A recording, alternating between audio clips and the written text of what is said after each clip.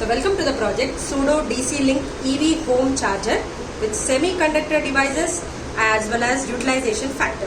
So in this project we are showing two interfacing sections. One is the vehicle section, the other is the grid section.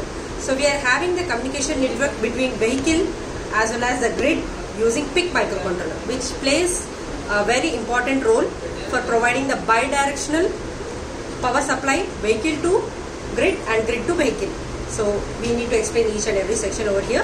The first section we are providing it for the vehicle section. So vehicle section is interfaced with the batteries. Here we are using 12 volts 1 amp battery pack and another 12 volts 1 amp battery pack. So totally 12 volts 1 amp battery pack. So in order to charge this battery, we are using this charging circuit. So here 232 12 volts step down transformer is used, and from the 12 volts using the bridge rectifier we are converting 12 volts of AC to DC, and in order using capacitor we are removing the ripples and providing the DC voltage directly to the batteries. It takes around 6 to 8 hours to charge these batteries. So once the charging has been completed to the battery, automatically the power control happens to the batteries so that the battery lifespan can be increased. And this battery power supply is provided to the DC to DC link converter circuit. And this is our DC to DC link converter circuit, nothing but the boost converter circuit, wherein here we are providing this DC voltage coming from the battery to this circuit. In this circuit we are using 3 MOSFET semiconductor devices, wherein which are again interfaced to the PIC microcontroller to the pins of P0, P1, P2. And these two are the capacitors which are used for removing the ripples in case of AC, if at all you are getting anything from the batteries. So using this circuit, we are providing the DC boost voltage of 12 volts to the controller pins. So here, the controller we are using is a 28 pin PIC microcontroller. For this controller, we require around 5 volts of constant DC. This constant DC again we are getting from the battery, and from the battery we are using this regulator to provide the constant 5 voltage, and from the 5 volts of regulator we are providing it to the controller. This is the reset button and this is a crystal oscillator. And here the controller is mainly used to provide the bidirectional power supply vehicle to grid and grid to vehicle. So you can see here, these are the wires that are given as the input from DC converter to the, that means the vehicle part to the controller, and again the output we are providing it to the grid. So vehicle to grid and grid to vehicle. For this bidirectional purpose we are using the controller as a mediator. And coming to the grid section.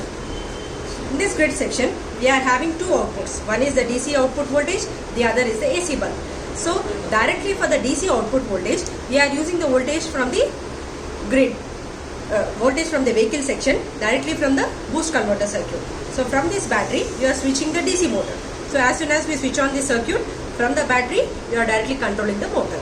But compared to the AC, so though we are getting the DC from here, we are using this inverter circuit in order to convert your DC to AC. So here we are using H-bridge MOSFET inverter circuit for conversion of DC to AC. And using this step-up transformer, we are converting our voltage from 12 to 230 volts so that your bulb gets switched on. So we'll check the output.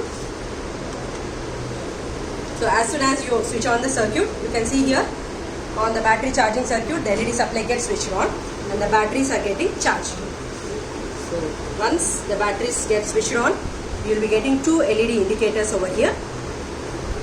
So these LED indicators provide us the information about the power supply's flow to in and out to the controller. So once you can check here.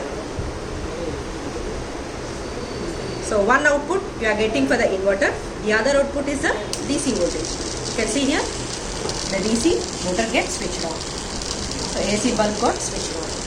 So both AC and DC device in the grid can be controlled from our vehicle section. So this bidirectional way of communication between grid and vehicle is provided using controller. Thank you.